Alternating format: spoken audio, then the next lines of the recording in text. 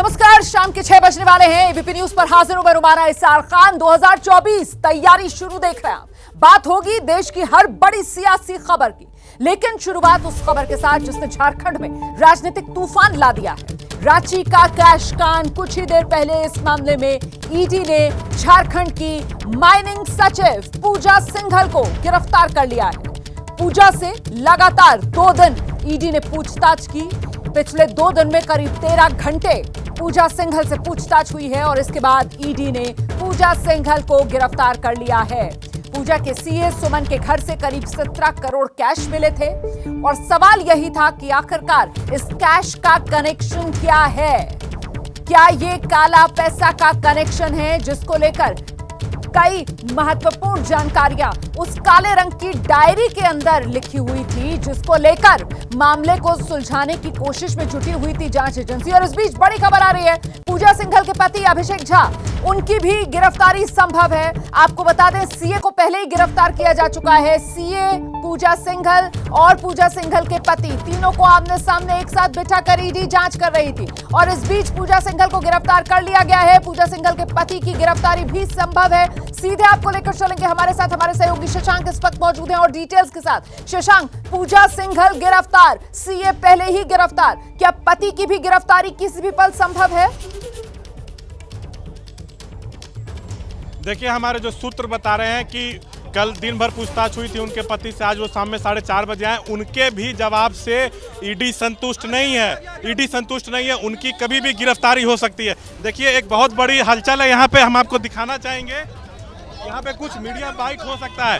एक बहुत बड़ी हलचल यहाँ पर आप देखिए। यहाँ पे सीआरपीएफ के जवान जो हैं वो आए हुए थे। ये जो ईडी के लोग पूछताछ कर रहे हैं, उनको सुरक्षा में ये लोग यहाँ पे तैनात थे। उनकी ईडी के सुरक्षा, ईडी के जो लोग यहाँ अंदर हैं उनकी सुरक्षा में ये सीआरपीएफ के लोग तैनात थे। अब देखिए, एक बड़ी हलचल यहाँ पे है। अब बड़ा सवाल यही उठ रहा है कि क्या पूजा सिंघल को यहाँ से मेडिकल के लिए क्या ले जाया जा रहा है। अभी हम इसका थोड़ा इंतजार करना होगा। बहुत ही जबरदस्त हलचल आप यहाँ पे देख सकती हैं। जो सीआरपीएफ के जवान हैं यहाँ पर आगे आकर खड़े हो चुके हैं पूरी तरह से। पूजा सिंघल अभी भी अंदर बनी हुई हैं। उनके हस्बैंड आज शाम 4:30 बजे आए हैं, वो भी अंदर हैं। सीए सुमन भी अंदर हैं। ईडी के तमाम बड़े अधिकारी भी अंदर हैं। पूजा सिंघल को गिरफ्तार कर लिया गया, हमारे सूत्र बता रहे हैं। सीए जो सुमन है, ऑलरेडी वो 5 दिन पहले गिरफ्तार हुआ था, उसको रिमांड पे ईडी ने लिया था, वो भी अंदर मौजूद है। और जो खबर आ रही है कि उनके पति को भी किसी भी वक्त ईडी गिरफ्तार कर सकती है। उनसे जितने सवाल पूछे गए हैं उससे ईडी संतुष्ट नहीं है। बता दें, ईडी ने छापेमारी की थी पूजा सिंघल के पति के अस्पताल पल्स पे, जहाँ से उसे जो सूत्र बता रहे हैं कि 20 से ज़्यादा सेल कंपनियों के जानकारी मिली थी, जिसके जरिए काली कमाई को सफ़ेद किया जाता था। वहाँ से बेनामी संपत्ति के कागजात मिले थे। पल्स हॉस्पिटल जिस जमीन पे बना है वो भूखरी जमीन है, जिसकी खरीद या बिक्री नहीं की जा सकती। इसके बाद भी उसको खरीदा गया था, तो उसके पति तो ऑलरेडी सवालों के घेरे में है। और आपको बता दें, सवाल ये कि जिस तरीके से पूजा सिंघल की गिरफ्तारी हो गई है, शशांक मैं आपके पास आऊंगी। हलचल हो रही है, हम देख रहे हैं लगातार, आप नजर बनाकर रखिए। अब सवाल ये कि पूजा सिंघल की गिरफ्तारी के बाद यहां से अब आगे शिकंजा किस पर कसेगा? और ये सवाल इसलिए क्योंकि जरा गौर से देखिए इस ट्वीट को जो बीजेपी के सांसद निशिकांत दुबे की तरफ से किया गया है। लिखते हैं, काले धन की मैया पूजा सिंघल आईएएस, झारखंड में मुख्यमंत्री जी ने इन्हें माइनिंग और उद्योग विभाग लूटने के लिए दिया था। इन्हें ईडी ने आज रांची में गिरफ्तार कर लिया। सूचना के अनुसार इन्होंने पैसे के खेल में राजनेता के भूमिका का खुलासा किया है। तो अब महत्वपूर्ण यह हो जाता है कि आखिरकार ये राजनेता कौन? शशांक, झारखंड के मुख्यमंत्री का जिक्र करते हैं निशिकांत दुबे, ये कहते हुए कि उन्होंने ही खुली छूट पूजा सिंघल को दी थी और उसके बाद आखिरी लाइन अपने इस ट्वीट में कहते हैं कि राजनेता का नाम पूजा सिंघल ने ले दिया है। तो कुल मिलाकर अब सियासी घेरा किस तरीके से और किस पर यहां से कसने की आशंका जताई जा रही है? शशांक, देखिए, जो निशिकांत दुबे ने ट्वीट किया है उसमें उन्होंने कहा है कि खान और उद्योग सचिव हेमंत सोरेन ने पूजा सिंघल को झारखंड को लूटने के लिए बनाया था। निशिकांत दुबे अपने ट्वीट के माध्यम से यह भी दावा कर रहे हैं कि ईडी से पूछताछ के दौरान पूजा सिंघल ने एक नेता का नाम का खुलासा किया। तो आपको बता दें, बीजेपी पहले ही से बार बार आरोप लगा रही थी कि ये जो झारखंड सरकार है उस पर पूजा सिंघल पूजा सिंघल पे वो बहुत मेहरबान है। इस तरह की आरोप आ रही थी और बार बार बीजेपी कह रही थी कि बहुत ही कौड़ी के दाम पे इन्होंने सीएम हेमंत को खान का आवंटन किया है और उस मामले में ईसीआई ने हेमंत को नोटिस भी जारी किया था। और हेमंत शशांक आप रहिए हमारे साथ, हम हलचल देख रहे हैं इस वक्त यहाँ पर। बहुत मुमकिन है किसी भी पल आप इन तस्वीरों में देखें पूजा सिंघल को ईडी के इस जोनल ऑफिस में रांची में बाहर लेकर आया जाए। जिस तरीके से शशांक बता रहे हैं, हो सकता है पहले उनको मेडिकल के लिए लेकर जाया जाए। गिरफ्तारी हो गई है पूजा सिंघल की। ये सीधे जो आप तस्वीरें देख रहे हैं, ये रांची में ईडी का जोनल ऑफिस, उसका जो मेन दरवाजा है वहीं पर इस वक्त कैमरे का फोकस है। उसके सामने गाड़ी लग चुकी है। किसी भी पल यहां पर पूजा सिंघल की तस्वीर भी देखने के लिए मिल सकती है। और इस बीच आपको सीधे लेकर चलते हैं, मेरे साथ मेरे सहयोगी ओम प्रकाश तिवारी इस वक्त मौजूद है। एक एक्सक्लूसिव जानकारी, डिटेल ओम प्रकाश तिवारी के पास है। क्या है खबर ओम प्रकाश तिवारी? रोमाना, मैं आपको बता दूं कि ये गिरफ्तारी 18 करोड़ रुपए के मनरेगा घोटाले में हुई है। और लेकिन जब इन्फोर्समेंट डायरेक्टरेट ने इस मामले की जांच आरंभ की और छापेमारी के बाद पूजा सिंघल से पूछताछ की, तो इस मामले के तार कई और अपराधों से जुड़ते चले गए हैं। रोमाना, मेरी इस बात पे गौर कीजिएगा कि मामले के तार कुछ और अपराधों से जुड़ते चले गए हैं। आने वाले दिनों में इस मामले में इन्फोर्समेंट डायरेक्टरेट के अलावा सेंट्रल ब्यूरो ऑफ इन्वेस्टिगेशन भी मुकदमा दर्ज करने जा रही है। फिलहाल आज जो पूजा सिंघल से बातचीत हुई, उस दौरान जब उनसे कुछ सवालात किए गए तो उनके जवाब देने में पहले वो झिझकी, लेकिन जब उनसे डायरेक्ट पूछा गया कि उन्होंने जो ये काम किया क्या ये कानून के मुताबिक था, वो खनन सचिव है, जो उन्होंने सिग्नेचर करने के पहले क्या दस्तावेज नहीं देखे थे, इस तरह के सवालों के जवाब में पूजा सिंघल चुप रही। ईडी सूत्रों के मुताबिक उन्होंने कहा कि कुछ काम ब्यूरोक्रेट को अपनी मर्जी से नहीं भी करने होते हैं, लिहाजा उनके इस जवाब से ईडी संतुष्ट नहीं हुआ और फिलहाल 18 करोड़ रुपए के मनरेगा मामले में उनकी गिरफ्तारी कर ली गई है। ईडी सूत्रों के मुताबिक उन्हें ईडी की विशेष अदालत के सामने पेश किया जाएगा, जहां से उन्हें पूछताछ के लिए रिमांड पर भी लिया जाएगा। इस मामले में उनके पति से भी लगातार पूछताछ चल रही है और चल रही। ईडी इस मामले में रांची के एक बड़े शख्स को भी पूछताछ के लिए बुलाने जा रहा है। रोमाना, तो आखिरकार रांची का वो बड़ा शख्स कौन है? क्या उसके नाम का खुलासा हो पा रहा है? इस सवाल का जवाब लेंगे ओम प्रकाश तिवारी से, लेकिन उससे पहले ये बड़ी खबर जो ओम प्रकाश तिवारी बता रहे हैं, उन्होंने ये जानकारी दी कि ये जो गिरफ्तारी हुई है पूजा सिंघल की, ये 18 करोड़ के मनरेगा घोटाले में हुई है। हम सीधे रुक करते हैं। इस वक्त हमारे साथ बीजेपी के सांसद निशिकांत दुबे जी किसी भी पल हमारे साथ होंगे। वो उनका ट्वीट हम आपको दिखा रहे थे, किस तरीके से उन्होंने अपने ट्वीट के जरिए कहीं ना कहीं निशाना साधा है सीधे सीधे मुख्यमंत्री पर। और रुक करते हैं निशिकांत दुबे जी का, जो इस वक्त हमारे साथ मौजूद है। निशिकांत जी, पूजा सिंघल की गिरफ्तारी, ये मामला किस ओर बढ़ता देख रहे हैं आप यहां से?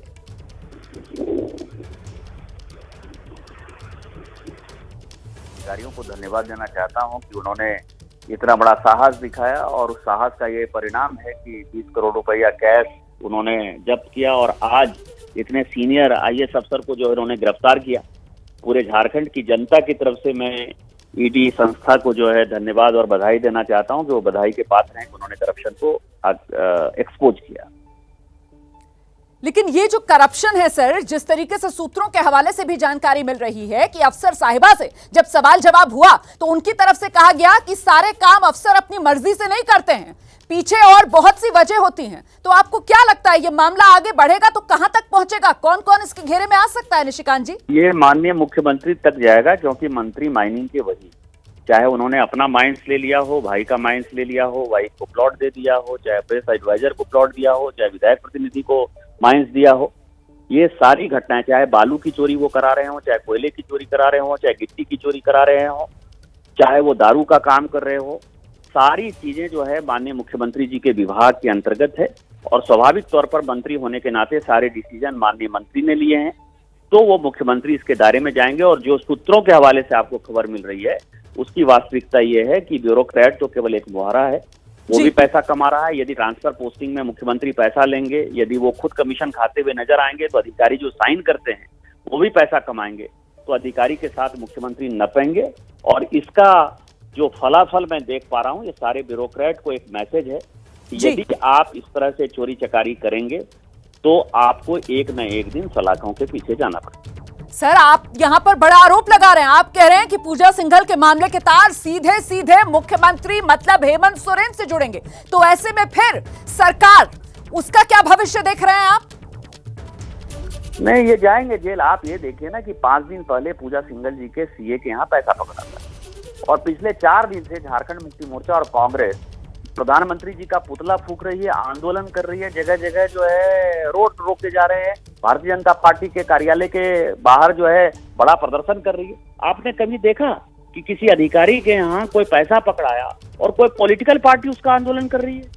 पॉलिटिकल पार्टी यदि आंदोलन कर रही है तो सोनिया जी से पूछ के कर रही होगी ना। कांग्रेस यदि कर रही है तो पॉलिटिकल पार्टी आंदोलन कर रही है तो हेमंत सोरेन जी से पूछ कर रही होगी। ये मधु कौड़ा पार्ट 2 है। मधु कौड़ा के समय भी इसी तरह से पैसा खाते रहे, आज ये एक्सपोज हुए हैं। और इस कारण से मैं आपको कह रहा हूं कि पूजा सिंघल एक मोहरा है, क्योंकि पॉलिटिकल पार्टी ने जिस तरह से प्रेस कॉन्फ्रेंस किया, जिस तरह से आंदोलन कर रहा है उसका कार्यकर्ता, ये साबित करता है कि चोर के दाढ़ी में तिनका, और उनको पता था कि वो जेल जाएंगे। इस कारण से अपने बचाव में इतना बड़ा जो है जन समर्थन जुटाने की कोशिश कर रहे थे, और जनता अभी ईडी के कार्रवाई से इतना खुश है कि ये लोग बाहर यदि निकलेंगे तो जैसे श्रीलंका में अभी हुआ है कि महिंद्रा राजपक्षे को जो अपना घर छोड़ना पड़े, तो आंदोलन इतना जोर बढ़ेगा तो ये आंदोलन जो है उनको कहीं का नहीं छोड़ेगा। तो ये जो आपने अभी ट्वीट किया था कुछ देर पहले, जिसकी आखिरी लाइन में आपने वो राजनेता का जिक्र कर दिया था, नाम वहां पर लिखा नहीं था, तो उस राजनेता की जगह हेमंत सोरेन ही पढ़ा जाए? मतलब राजनेता बहुत है ना, जितने जितने विभाग हैं, केवल एक विभाग में चोरी नहीं है ना। ये तो माइनिंग और इंडस्ट्री एक रास्ता है, उसी तरह से बिजली विभाग में भयंकर करप्शन है, उसी तरह से रूरल डेवलपमेंट में भयंकर करप्शन है, उसी तरह से पीडब्ल्यूडी में भयंकर करप्शन है। जिले में जितने जिलाधिकारी हैं वो उसी तरह से करप्शन में लिप्त है। जो रांची का डीसी है उसके ऊपर ही 2 FIR, उसी ने ये पल्स अस्पताल को फ्री किया। तो मैं आपको बता रहा हूँ कि जब भ्रष्टाचार चरम पर है तो उसमें सारे विभाग ने, इसलिए मैंने राजनेता का जिक्र किया, इसलिए स्पेसिफिक कोई नाम नहीं कहा। जी, बहुत बहुत शुक्रिया हमसे बात करने के लिए। बीजेपी के सांसद निशिकांत दुबे को आप सुन रहे थे। सीधे सीधे कटघरे में झारखंड के मुख्यमंत्री हेमंत सोरेन को खड़ा करते हुए कह रहे हैं कि अब उन्हीं तक इस पूरे मामले के तार जुड़ेंगे, क्योंकि मंत्री इस विभाग के, जाहिर सी बात है उसका जिम्मा उन्हीं के पास है। और इस बीच सीधे आपको लेकर चलते हैं शशांक, जो यहाँ मौके पर मौजूद हैं। ईडी का ये जोनल ऑफिस, जहां पर भीतर पूजा सिंघल से कल भी पूछताछ हुई, आज भी पूछताछ हुई, और आज पूछताछ के बाद गिरफ्तार कर लिया गया है पूजा सिंघल को। इस वक्त यहां पर किस तरीके की हलचल, सूत्रों के हवाले से क्या खबर, कितनी देर में यहां से लेकर निकला जा सकता है पूजा सिंघल को मेडिकल के लिए? शशांक, क्या अपडेट है? देखिए, जो हमारे सूत्र बता रहे हैं, अभी 6:10 हुआ है, 6:30 के आसपास पूजा सिंघल को यहाँ से मेडिकल के लिए ले जाया जा सकता है। उसके बाद जैसा मेडिकल रिपोर्ट रहता है उस आधार पे उनको कोर्ट ले जाया जाएगा। जज वहाँ नहीं होंगे तो जज के आवासीय कार्यालय में उनकी पेशी होगी। जो हमारे सूत्र बता रहे हैं, अंदर पूरी स्ट्रेटजी तय कर ली गई है। 6:30 के आसपास पूजा सिंघल यहाँ से हो सकता है निकले। और एक जो बड़ी खबर ये आ रही है कि उनके पति के भी जवाब से हमारे जो सूत्र बता रहे हैं, ईडी संतुष्ट बिल्कुल नहीं थी। खास करके उनका जो पल्स हॉस्पिटल का मामला है उसमें वो बुरे फंसे दिख रहे हैं, जो हमारे सूत्र बता रहे हैं। तो हो सकता है कि उनकी भी गिरफ्तारी हो और दोनों को साथ में ले जाया जाए। ये हो सकता है, इसकी पूरी संभावना जताई जा रही है कि बहुत जल्द 10 से 15 मिनट में हो सकता है। आप नजर बनाए रखिए, नजर बनाए रखिए आप। मैं आपके पास लौटूंगी। 6:30 बजे का जिक्र यहाँ पर शशांक की तरफ से किया जा रहा है, और शशांक कह रहे हैं कि बहुत मुमकिन है 6:30 बजे तक पति की भी गिरफ्तारी कर ली जाए और फिर दोनों पति पत्नी को एक साथ यहाँ से लेकर निकले ईडी की टीम। इस खबर पर हमारी नजर बनी हुई है। इस बीच जल्दी से आगे बढ़ते हैं, अगली खबर आपको बता देते हैं। वाराणसी, जहां ज्ञानवापी परिसर को लेकर घमासान मचा हुआ है। आज कोर्ट में ज्ञानवापी सर्वे को लेकर सुनवाई हो चुकी है पूरी। अब कल दोपहर 12 बजे इस मामले में अदालत की तरफ से फैसला आएगा। लेकिन इस घमासान से पहले शुक्रवार को ज्ञानवापी परिसर में सर्वे का काम हुआ था। दावा किया जा रहा है कि ज्ञानवापी परिसर में स्वास्तिक के निशान, कमल के फूल, हिंदू धर्म से जुड़े कई और धार्मिक चिन्ह भी यहां पर नजर आए हैं। सीधे आपको लेकर चलते हैं, मेरे साथ मेरे सहयोगी रणवीर इस वक्त मौजूद हैं। रणवीर, आपने बातचीत की थी उन वीडियोग्राफर से जो सर्वे टीम का हिस्सा था, ज्ञानवापी परिसर में गया था, और उन्होंने अपनी आंखों देखी में जो बताया वो यकीनन हैरान करने वाले तथ्य थे, फैक्ट्स थे जो सामने आए हैं। और ऐसे में अब जबकि ये सारी जानकारी अदालत में पहुंच चुकी है, कल दोपहर 12 बजे फैसला आना है। रणवीर, बिल्कुल, जो वीडियोग्राफी करने वाले शख्स थे उनसे बात की, उन्होंने बताया कि कई ऐसी चीज़ें थी जो बताती हैं, वो दावा करते हैं कि वो मंदिर हो सकता है। हालांकि हम इस पर कुछ नहीं कहते, मामला सब जुडिश है, लेकिन जिस तरीके से उन्होंने बोला कि जब वो अंदर गए तो कुछ ज़्यादा लोगों की भीड़ थी, उन भीड़ के बीच में थोड़ा डर भी था वीडियोग्राफी करने को लेकर के, और जो आरोप लगे थे, गंभीर आरोप था कि कि परिसर में कुछ खुरचने की कोशिश हुई, तो वीडियोग्राफर ने साफ किया कि कुछ भी ऐसा नहीं किया जा रहा था कि खुरच करके कोई प्रमाण मिटाया जाए या कोई ऐसी चीज़ें मिटा दी जाएं जो प्रभावित करे भविष्य में। उन्होंने कहा कि चूंकि कई जगहों पर धूल मिट्टी थी और वीडियोग्राफी में वो साफ़ नहीं आता, ऐसे में वीडियो साफ आए इसके लिए वो सब चीज़ें हाथ से साफ कर करके उसकी वीडियो बनाई जाती, जिसको लेकर के आपत्ति हुई। फिलहाल मामला कोर्ट में है और दोनों पक्षों ने अपनी अपनी दलीलें दे दी हैं। कल दोपहर 12 बजे क्लियर हो जाएगा कि एडवोकेट कमिश्नर जो है वो बदले जाएंगे या नहीं और सर्वे का काम कब होगा। जी बिल्कुल, तो कल दोपहर 12 बजे तक का इंतजार है, अदालत के फैसले का इंतजार है कि क्या कोर्ट कमिश्नर इस मामले में बदले जाएंगे जिस तरीके की मांग मुस्लिम पक्ष की तरफ से की गई है, और क्या दोबारा से इस मामले में सर्वे पर फैसला अदालत सुनाएगी।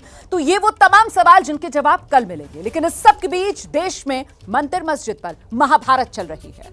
काशी से लेकर दिल्ली तक कोहराम मचा हुआ है। इसी महाभारत पर सियासत भी शुरू हो गई है। महबूबा मुफ्ती ने इसे समुदाय विशेष के खिलाफ एक साजिश करार दिया है और बीजेपी कह रही है कि महबूबा मुफ्ती जानबूझकर देश के माहौल में जहर घोलने का काम कर रही हैं। मस्जिदें लेते तो लेने दो, मगर इनको खून खराबा करने का मौका मत दो। ये वही चाहते हैं, ये चाहते हैं आपको उकसाएंगे, आपकी मस्जिद के सामने नारेबाजी करेंगे ताकि आप इश्तियाल में आ जाओ और फिर इनको आपके घर उड़ाने का, आपके मकान उड़ाने का मौका मिलेगा। इसलिए मस्जिदें लेना चाहते हैं ले जाए, ताजमहल को लेना चाहते हैं ले जाए, लाल किले को लेना चाहते हैं ले जाए, कुतुब में क्या क्या लेंगे। मंदिर मस्जिद विवाद को लेकर पीडीपी प्रमुख महबूबा मुफ्ती ने लाइन तो ली है, लेकिन इस पूरे विवाद को श्रीलंका के हालात से जोड़कर एक नया मोड़ दे दिया। आपने देखा श्रीलंका में क्या हो रहा है, क्यों हो रहा है? क्योंकि वहां भी उन्होंने मजहब का कार्ड खेला, वहां भी उन्होंने मजहब में आपस में लड़ाई जंग की और 5-8 साल एक ही वहां प्राइम मिनिस्टर और एक ही वो जो है एक ही घर के लोग जो है राज करते रहे, जिस तरह यहाँ पर इस वक्त बीजेपी पिछले 8 सालों से है। भारत की तुलना श्रीलंका से करने वाले महबूबा मुफ्ती के बयान को लेकर कांग्रेस भी सुर में सुर मिला रही है। अगर समय रहते हुए स्थिति को नियंत्रण नहीं किया गया तो श्रीलंका जैसी हालत भारत की हो सकती है और प्रधानमंत्री को इसको गंभीरता से लेना चाहिए। बीजेपी कह रही है कि महबूबा मुफ्ती पब्लिसिटी के लिए देश के माहौल में विष घोलने वाला बयान दे रही हैं। देश में लोकतंत्र मजबूत है, इंस्टीट्यूशन मजबूत है, पर पता नहीं महबूबा जी के सपनों में कभी चाइना आता है, कभी पाकिस्तान आता है, कभी श्रीलंका आता है। सपने देखना बंद करें, देश की तरक्की के साथ चले। ये भयानक सपने देखकर विष घोलने का काम महबूबा जी बंद करें। अब ना तो जम्मू कश्मीर के नागरिक आपको सुनना चाहते, ना देश आपको सुनना चाहता है। केवल पब्लिसिटी लेने के लिए आप देश को बदनाम करने का कार्य करती आ रही हैं और अब भी कार्य कर रही हैं। मामला मंदिर का हो या मस्जिद का, राजनीति का मौका कोई दल छोड़ नहीं रहा। हर कोई अपनी अपनी राजनीति चमकाने में लगा है। और मंदिर मस्जिद की जो रार है वो मध्य प्रदेश की धार में भी छिड़ गई है। मध्य प्रदेश जहां भोजशाला में मंदिर मस्जिद को लेकर विवाद गरमा रहा है, विवाद की गूंज हाईकोर्ट के दरवाजे पर पहुंच चुकी है।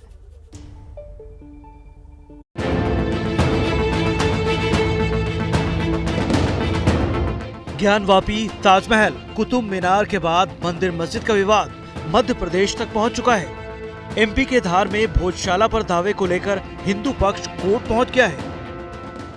हाईकोर्ट की इंदौर बेंच में याचिका दाखिल कर भोजशाला परिसर को हिंदुओं को देने की मांग की गई है। साथ ही ये मांग भी की गई है कि वहां पर मुस्लिमों को नमाज पढ़ने से रोका जाए।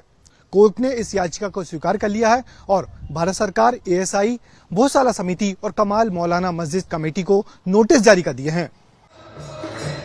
विवाद सालों से चल रहा है और भारतीय पुरातत्व विभाग ने साल 2003 में बीच का रास्ता निकाला था, जिसके मुताबिक मंगलवार को भोजशाला में हिंदू समाज के लोग पूजा करते हैं।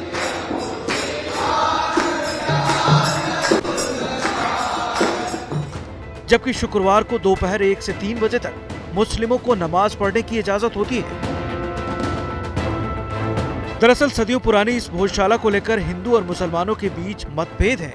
माना जाता है कि परमार वंश के राजा भोज ने यहाँ मां सरस्वती की प्रतिमा स्थापित कराई थी। हिंदू पक्ष का दावा है कि भोजशाला सरस्वती माता का मंदिर है, वहीं दूसरी तरफ मुस्लिम समुदाय इसे कमाल मौलाना की दरगाह बताते हैं। आइए सीधे आपको ब्रजेश के पास लेकर चलते हैं और ब्रजेश से ये समझते हैं कि जब 2003 में एक बीच का रास्ता निकाल लिया गया था ब्रजेश, सवाल मेरा ये है कि अब इस याचिका का क्या वो आधार था जिसके तहत हाईकोर्ट में इसे मंजूर किया गया है? देखिए, इस याचिका का आधार भी सब कुछ वही था कि जो लोग पहुंचे हुए हैं उनका संगठन का नाम है हिंदू फ्रंट फॉर जस्टिस और ये वकील साहब हैं हरिशंकर जैन। हरिशंकर जैन वही हरिशंकर जैन वकील हैं जो ज्ञानवापी मस्जिद, कुतुब मीनार में उन्होंने पैरवी की थी और सर्वे और तमाम खुदाई के काम के लिए उन्होंने अपील की थी और वही अब फिर यहाँ भोजशाला आ गए हैं। भोजशाला विवाद लंबे समय से चल रहा है। 10वीं सदी की ये इमारत है जहाँ पे पहले कहा जाता है कि राजा भोज ने मंदिर बनवाया था और उसके बाद कई घटनाएं होती रही, मगर अब जो ऑर्डर स्टैंड कर रहा है वो ASI का है 2003 का, जिसको इन्होंने चुनौती दी है। इन्होंने कहा है कि चूंकि वो पूरा परिसर एक मंदिर परिसर है जहाँ पे सरस्वती देवी की प्रतिमा रखी थी, जो अब लंदन के म्यूजियम है उसको वापस लाया जाए, पूरा परिसर हिंदुओं को सौंपा जाए और जो मुस्लिम जो नमाज पढ़ते हैं ASI का ऑर्डर के चलते उनको वहाँ नमाज पढ़ने से रोका जाए, क्योंकि उस परिसर के बाहर ही कमाल मौला की एक दरगाह है जिसको लेकर विवाद होता रहता है। तो ये विवाद लंबे समय से चल रहा था, मगर प्रशासन और ASI मिलजुल के इस विवाद को सुलझा रहे थे। दिक्कत होती थी बसंत पंचमी के रोज, जब जुमे के शुक्रवार के दिन ही बसंत पंचमी पड़ती थी और उस दिन माहौल बिगड़ जाता था, मगर चूंकि अब पूरे देश में यही सब माहौल चल रहा है, ज्ञानवापी मस्जिद, कुतुब मीनार और ताजमहल, तो फिर भला भोजशाला कैसे पीछे रहती। तो जो वकील साहब हैं हरिशंकर जैन आज आए, उन्होंने इंदौर की जो हाईकोर्ट की ब्रांच है वहाँ पे याचिका दाखिल की, उस याचिका को मंजूरी मिल गई है। तमाम लोगों को नोटिस जारी हो गए हैं जिसमें भारत सरकार है, ASI है, भोजशाला समिति और कमाल मौला मस्जिद समिति है। रांची कैश कांड में कुछ देर पहले ईडी ने झारखंड की माइनिंग सेक्रेटरी पूजा सिंघल को गिरफ्तार कर लिया है और अब इस वक्त की बड़ी खबर यह है कि किसी भी वक्त ईडी दफ्तर से लेकर जाया जा सकता है पूजा सिंघल को मेडिकल जांच के लिए। गिरफ्तार कर लिया गया है पूजा सिंघल को और इसके बाद नियम यही होता है कि मेडिकल कराना होता है हर 24 घंटे में और उसी के तहत पूजा सिंघल को मेडिकल के लिए ले जाया जा सकता है। तो किसी भी वक्त ईडी दफ्तर से बाहर निकलेंगी पूजा सिंघल। हम सीधे आपको लेकर चलते हैं रांची में ईडी का वो जोनल ऑफिस जिसके भीतर इस वक्त मौजूद है पूजा सिंघल। गिरफ्तारी यहीं इसी दफ्तर में उनकी की गई है। आपको सीधे शशांक के पास लेकर चलेंगे और शशांक से जानते हैं कि इस वक्त किस तरीके की हलचल। शशांक, देखिए, हमारे सूत्र बता रहे हैं कि उनके जो पति हैं अभिषेक झा, उनसे पूछताछ आखिरी दौर में है। हमारे सूत्र बता रहे हैं कि ईडी उनके जवाबों से संतुष्ट नहीं है, उनकी गिरफ्तारी कभी भी हो सकती है। और हमारे विश्वस्त सूत्र बता रहे हैं कि दोनों को यहाँ से साथ में अगर वो गिरफ्तार होंगे तो मेडिकल के लिए ले जाया जाएगा। वहाँ क्या मेडिकल होता है उस आधार पर कोर्ट में ले जाया जाएगा। अगर कोर्ट में जज नहीं होंगे तो जज के आवासीय कार्यालय में ले जाया जाएगा।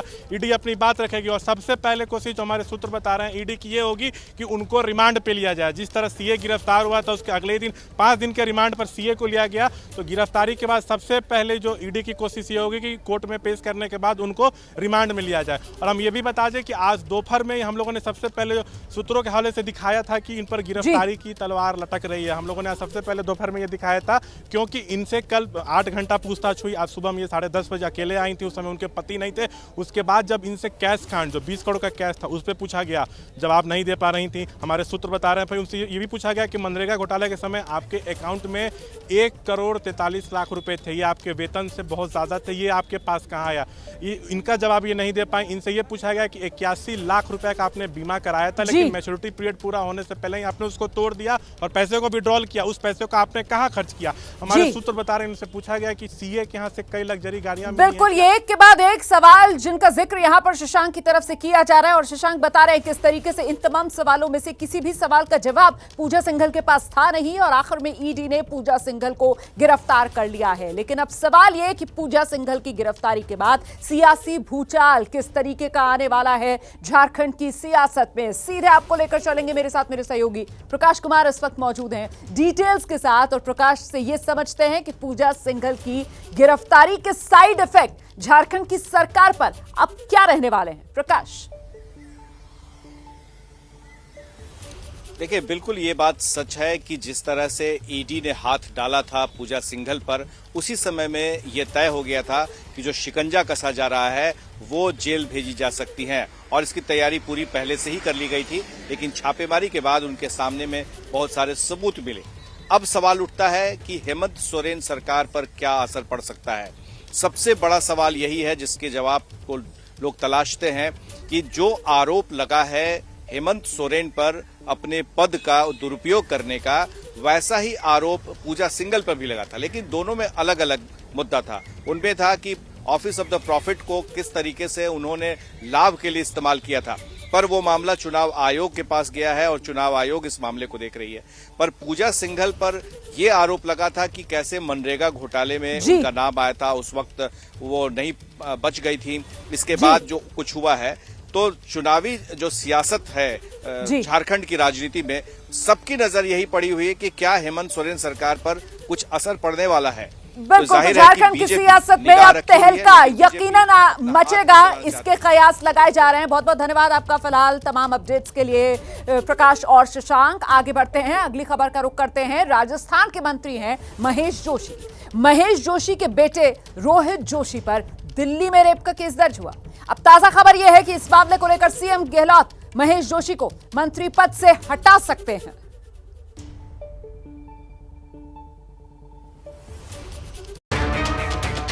मंत्री महेश जोशी के बेटे पर रेप का आरोप, दिल्ली में पीड़िता ने दर्ज कराई एफआईआर। रेप मामले में पुलिस और सरकार पर उठे सवाल। इस्तीफा कब देंगे मंत्री महेश जोशी? ये सवाल इसलिए क्योंकि रेप पीड़ित ने दिल्ली के सदर बाजार थाने में मंत्री महेश जोशी के बेटे रोहित जोशी के खिलाफ रेप के आरोप में एफआईआर दर्ज करवाई। मामले में पुलिस ने बलात्कार के साथ साथ मारपीट और ब्लैकमेलिंग समेत 7 धाराओं में मुकदमा दर्ज किया। पर मुझे यकीन है कि वो जैसे भी कार्रवाई करेगी सही दिशा में उसको लेकर जाएगी, सही सच्चाई सामने लेकर आएगी। अगर ये कार्रवाई राजस्थान में होती तो मुझे डाउट है कि शायद ये कार्रवाई प्रभावित होती। पीड़ित का कहना है कि राजस्थान में उनकी शिकायत दर्ज नहीं हुई थी, वहां इंसाफ की उम्मीद भी नहीं थी, इसीलिए दिल्ली में शिकायत दर्ज करवाई है। बीजेपी अध्यक्ष जेपी नड्डा ने गहलोत सरकार पर निशाना साधा है। ये अशोक गहलोत ने राजस्थान की आबरू पर और राजस्थान के मान पर, सम्मान पर गहरी चोट और आघात पहुंचाई। सबसे ज्यादा बलात्कार के किस्से आज राजस्थान में, सबसे ज्यादा बलात्कार। और गहलोत साहब को कोई पीड़ा नहीं होती, कोई चिंता नहीं होती। ये कांग्रेस की मानसिकता दर्शाता है और ये गहलोत की मानसिकता दर्शाता है। इसको हमको समझना चाहिए।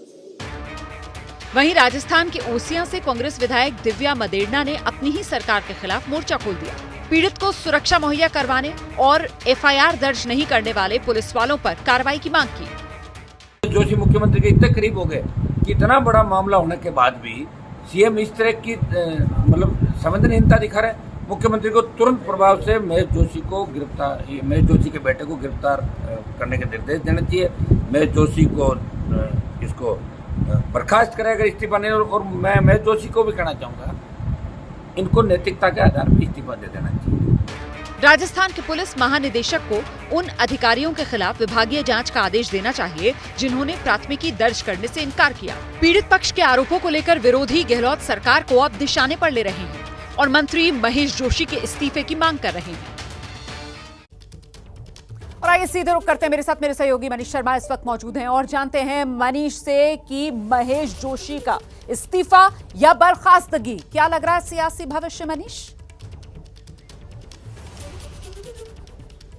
जी, केवल 43.5 घंटे, और इन 43.5 घंटों को इस लिहाज से अहम माना जा सकता है क्योंकि 13 मई की दोपहर 2 बजे कांग्रेस के अंतरिम अध्यक्ष सोनिया गांधी चिंतन बैठक के लिए उदयपुर पहुंच रही हैं और उससे पहले गहलोत को डैमेज कंट्रोल करना होगा। और अपनी इस प्रक्रिया के तहत उनके पास सबसे बड़ा विकल्प यही है कि वो महेश जोशी को ये कहें कि फिलहाल वो अपनी कुर्सी छोड़ दे। लेकिन अभी तक ऐसा लगता है, चूंकि खुद अशोक गहलोत इस वक्त उदयपुर में है, तमाम आला नेता उदयपुर में जुट रहे हैं, तो फिलहाल ऐसी कोई हलचल या महेश जोशी की तरफ से कोई पहल नहीं की जा रही कि वो अपने पद को छोड़ने जा रहे हैं। लेकिन 43.5 घंटे बेहद अहम है महेश जोशी और राजस्थान की सरकार के लिए, क्योंकि इस दौरान अगर डैमेज कंट्रोल हो रहा है, ये दिखाना है, तो निश्चित रूप से कोई ना कोई कार्रवाई करनी होगी। जी, लेकिन वो कार्रवाई क्या होगी, इसे लेकर अभी कुछ भी कहना मुश्किल है। मनीष के जवाब से मैं यही समझ पा रही हूं। फिलहाल इस खबर पर भी हमारी नजर बनी हुई है, अपडेट आप तक पहुंचाते रहेंगे। वहीं बीजेपी गहलोत सरकार को कानून के मोर्चे पर पूरी तरीके से फेल बताते हुए घेर रही है और दूसरी तरफ चुनाव से पहले राजस्थान के अलग अलग शहरों में हिंसा की खबरें, सांप्रदायिक तनाव की खबरें, वो भी लगातार सामने आ रही हैं। तो सवाल यह है कि आखिर राजस्थान हिंसा की आग को हवा कौन दे रहा है?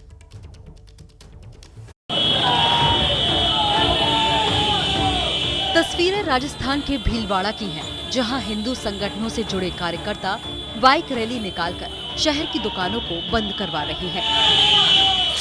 दरअसल 10 मई को भीलवाड़ा के शास्त्री नगर इलाके में आदर्श नाम की युवक की समुदाय विशेष के लोगों ने चाकुओं से गोदकर हत्या कर दी, जिसके बाद भीलवाड़ा का माहौल एक बार फिर तनावपूर्ण हो गया। इसी घटना के विरोध में आज हिंदू संगठनों ने भीलवाड़ा बंद बुलाया है। तनाव को देखते हुए पुलिस ने शहर के सभी थाना क्षेत्रों में भारी पुलिस बल की तैनाती की है। अफवाहों पर रोक लगाने के लिए शहर में इंटरनेट सेवा पर गुरुवार सुबह 6 बजे तक के लिए रोक लगाई गई है। जिन लोगों ने कार्य किया उनको राउंड अप करती है, वो पुलिस के कस्टडी में है। जो हथियार इस्तेमाल किया गया था उसको भी जब्त कर लिया गया है और परिजनों ने जो FIR दी उन कुछ और अन्य लोगों के भी आरोप लगाए गए हैं, उनमें इन्वेस्टिगेशन जारी है। पुलिस ने मामले में 3 लोगों को हिरासत में लिया है, जिसमें से 2 नाबालिग हैं। लेकिन हिंदू संगठन और परिवार सभी आरोपियों की गिरफ्तारी और मुआवजे की मांग पर अड़े हुए हैं। अगर बॉडी नहीं उठाएंगे, जब तक अगर पकड़ में नहीं आए तो हम बॉडी नहीं उठाएंगे। परिजनों का कहना है कि जब तक सभी आरोपियों की गिरफ्तारी नहीं होगी तब तक वो शव का अंतिम संस्कार नहीं करेंगे। लिहाजा प्रशासन ने शव को सरकारी मोर्चरी में रखा हुआ है। 1 अप्रैल से लेकर अब तक राजस्थान में लगातार हिंसक वारदातें हो रही हैं। अलवर से लेकर जोधपुर तक हिंसा और माहौल खराब हुआ है। 5 मई को भीलवाड़ा के ही सांगानेर इलाके में मारपीट के बाद स्थिति तनावपूर्ण हो गई। इन हिंसक घटनाओं को लेकर राजस्थान में सियासी पारा भी गर्म है। शांति सद्भाव की बात बोलूं तो कहीं करौली हो रहा है, कहीं जोधपुर हो रहा है, कहीं जयपुर हो रहा है, कहीं क्या हो रहा है। और हमारे मुख्यमंत्री मस्त है, उनके गृह जिले में लोगों में सद्भाव समाप्त हो जाता है और वो जन्मदिन मना रहे होते हैं। ऐसे लोगों को क्या सत्ता में रहने का अधिकार है क्या? ऐसे में सवाल ये है कि आखिरकार राजस्थान में बार बार हिंसा क्यों हो रही है? क्या जानबूझकर सांप्रदायिक माहौल को खराब करने की साजिश रची जा रही है? और क्या इसका आने वाले चुनावों से भी कोई कनेक्शन है? तो महज 1.5 साल बाद राजस्थान में विधानसभा चुनाव, उससे पहले ये हिंसा राजस्थान में सहयोग या प्रयोग, ये बड़ा सवाल है। और इस बीच एक बार फिर से आपको सीधे रांची लिए चलते हैं, जहां पर किसी भी पल ये तस्वीरें आप देख रहे हैं, ये ईडी का जोनल ऑफिस रांची का, और उसी के गेट पर एबीपी न्यूज के कैमरे का फोकस है, क्योंकि यहीं से पूजा सिंघल बाहर निकलेगी। इस वक्त एक बड़ी खबर जान लीजिए आप। झारखंड की खनन सचिव पूजा सिंघल, जिनकी अभी कुछ देर पहले गिरफ्तारी हुई है, खबर ये सामने निकल कर आ रही है कि पूजा सिंघल को आज ही स्पेशल कोर्ट में पेश कर दिया जाएगा। पहले मेडिकल के लिए ले जाया जाएगा और इसके बाद सीधे कोर्ट में पेश भी कर दिया जाएगा आज ही पूजा सिंघल को। तो इस खबर पर हमारी नजर लगातार बनी हुई है। इस बीच आगे बढ़ते हैं, अगली खबर का रुख करते हैं। राज ठाकरे अगले महीने उत्तर प्रदेश अयोध्या आने वाले हैं, लेकिन उत्तर प्रदेश के बीजेपी सांसद ने ब्रेक लगाने की बात कहकर माहौल को सियासी तौर पर गर्मा रखा है। अब महाराष्ट्र बीजेपी के नेता खुलकर राज ठाकरे के समर्थन में आ गए हैं। तो सवाल यह है कि आखिरकार बीजेपी का राज ठाकरे को लेकर इरादा है क्या?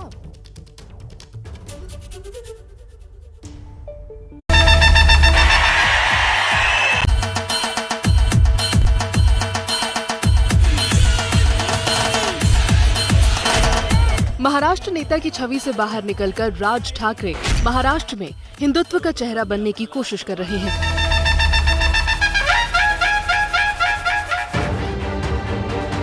इसी कोशिश में अगले महीने वो अयोध्या में रामलला के दर्शन के लिए जाने वाले हैं। पार्टी की ओर से तैयारियां भी हो रही हैं, लेकिन कट्टर मराठी राजनीति का उनका अतीत पीछा नहीं छोड़ रहा।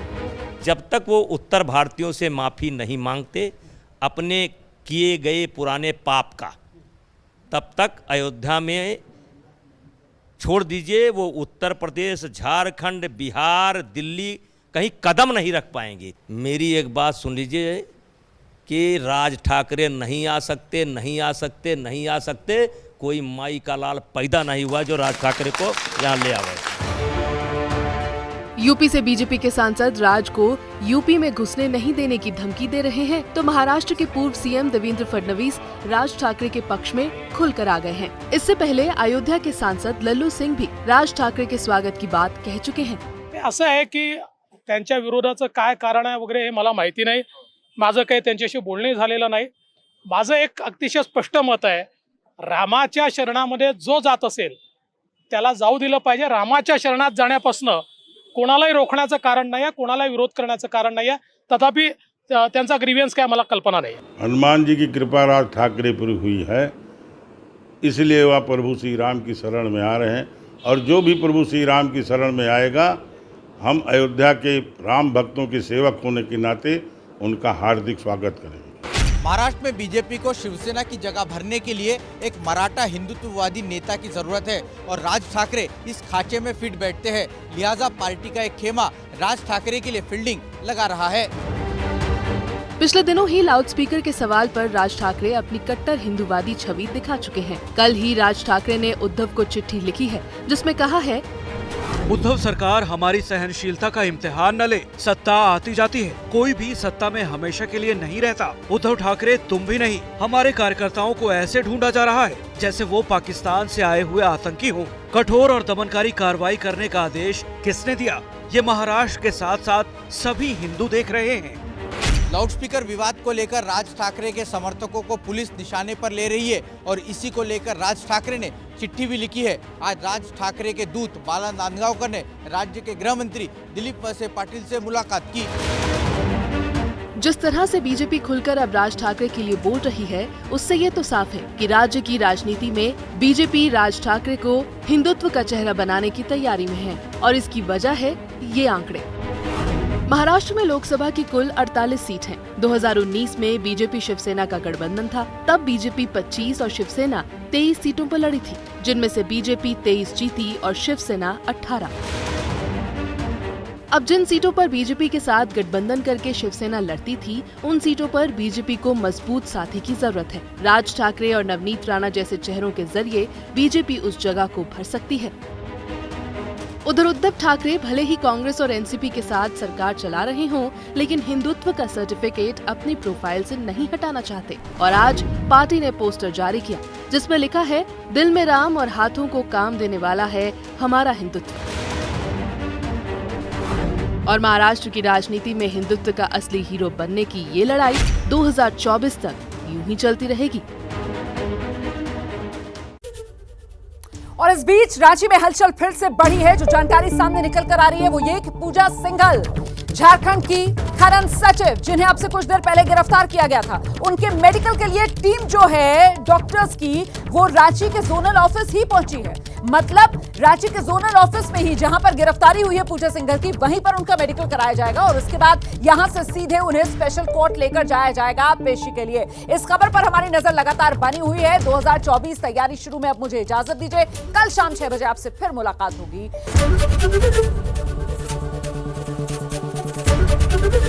एबीपी न्यूज आपको रखे आगे।